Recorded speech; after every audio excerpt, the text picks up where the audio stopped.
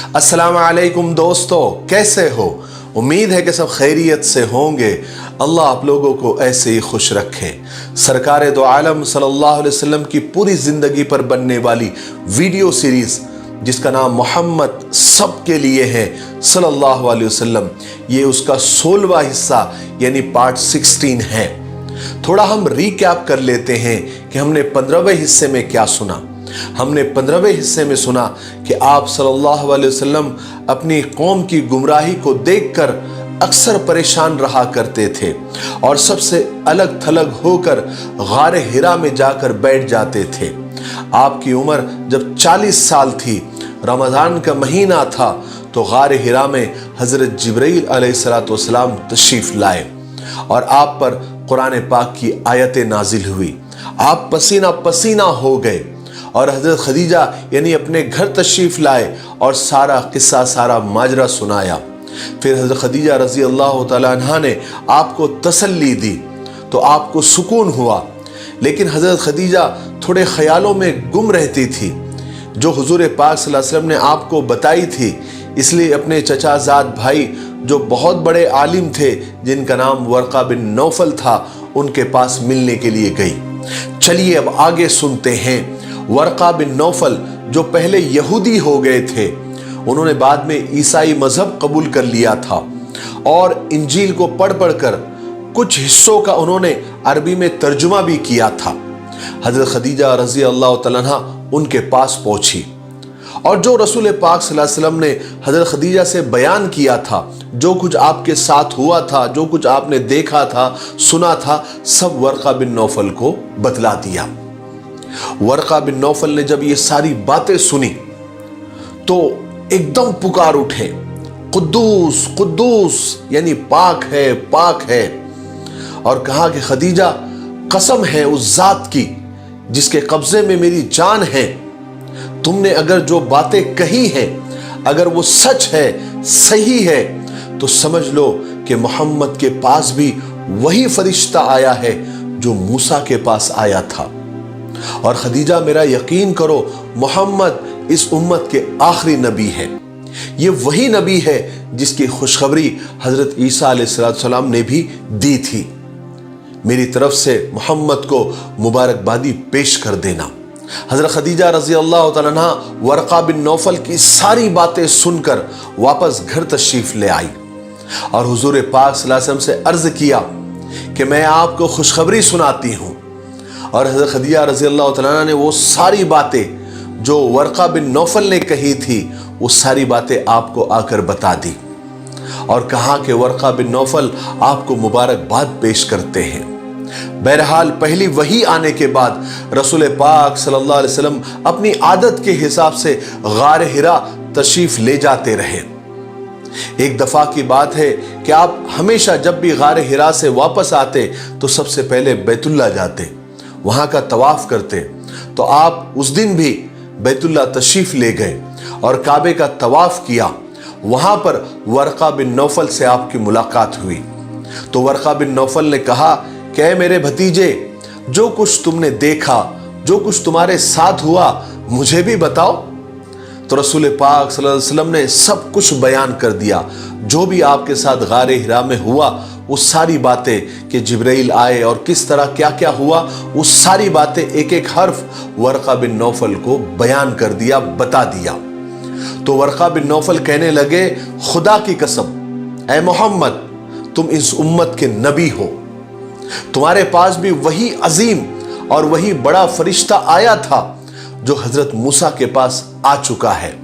और मोहम्मद, मेरी बात याद रखो, तुमको लोग झुठलाएंगे, तकलीफें देंगे, परेशान करेंगे, यहां तक कि तुमको तुम्हारे वतन से निकाल देंगे।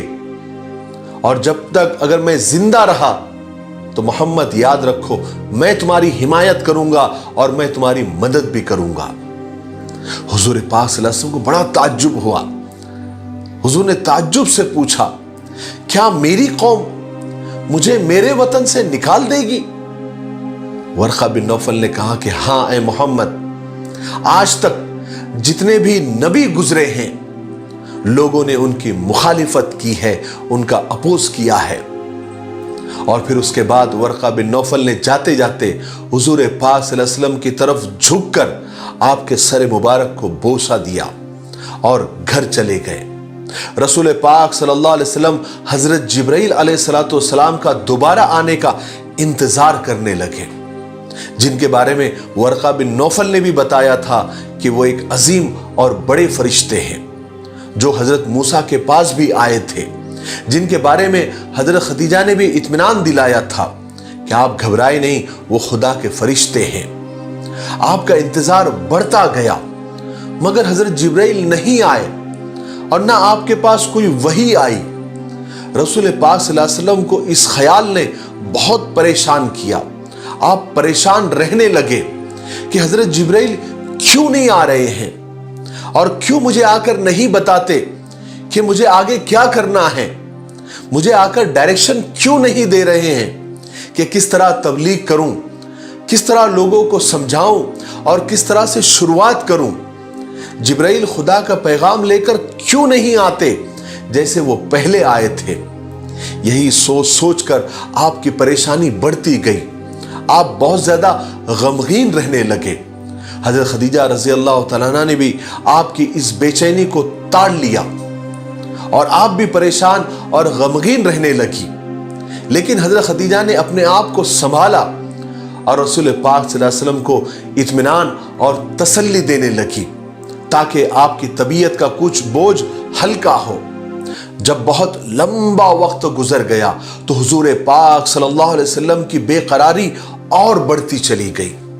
آپ بے چینی میں کبھی اس پہاڑ پر، کبھی اس پہاڑ پر، کبھی اس ٹیلے پر، کبھی اس ٹیلے پر چڑھ جاتے۔ آپ کا دل بہت پریشان ہو گیا تھا۔ رسول پاک صلی اللہ علیہ وسلم کا دل مبارک بہت تکلیف محسوس کر رہا تھا۔ وحی کے رک جانے سے آپ کی روح مبارک بھی بے چین ہو گئی تھی۔ آپ نے پھر 1 مہینے تک غار حرا میں قیام فرمایا، یعنی وہیں پر ٹھہرے رہے اور خدا کی عبادت میں مشغول رہنے لگے۔ پھر 1 مہینے کے بعد آخر خداوند کریم نے اپنا فضل فرمایا۔ 1 مہینہ غار میں رہنے کے بعد جب آپ واپس آ رہے تھے تو آپ نے اچانک ایک آواز سنی۔ آپ نے آگے دیکھا، آپ نے پیچھے دیکھا، آپ نے بائیں دیکھا، دائیں دیکھا، لیکن کچھ بھی نظر نہیں آیا۔ پھر آپ نے اوپر نظر اٹھائی تو دیکھا کہ وہی فرشتہ یعنی حضرت جبرائیل آپ کے سامنے ہیں جو پہلے غار حرا میں آئے تھے، اور اس دفعہ حضرت جبرائیل زمین و آسمان کے بیچ کرسی پر بیٹھے ہوئے تھے۔ آپ صلی اللہ علیہ وسلم پر ڈر اور خوف طاری ہو گیا۔ آپ ڈرتے کانپتے گھر تشریف لائے اور حضرت خدیجہ سے فرمایا کہ مجھے چادر اڑاؤ، مجھے چادر اڑاؤ، مجھ پر ٹھنڈا پانی ڈالو۔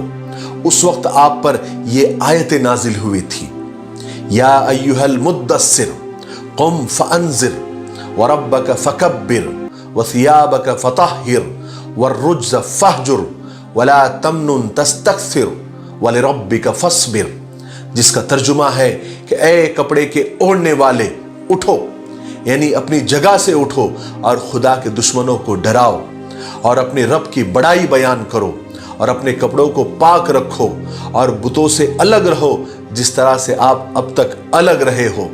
پھر جو تکلیف آئے اس راستے میں اپنے رب کی خوشنودی کے لیے اس پر صبر کرو۔ اب رسول پاک صلی اللہ علیہ وسلم مطمئن ہو گئے۔ اب جا کے بے چین دل کو قرار آ ہی گیا۔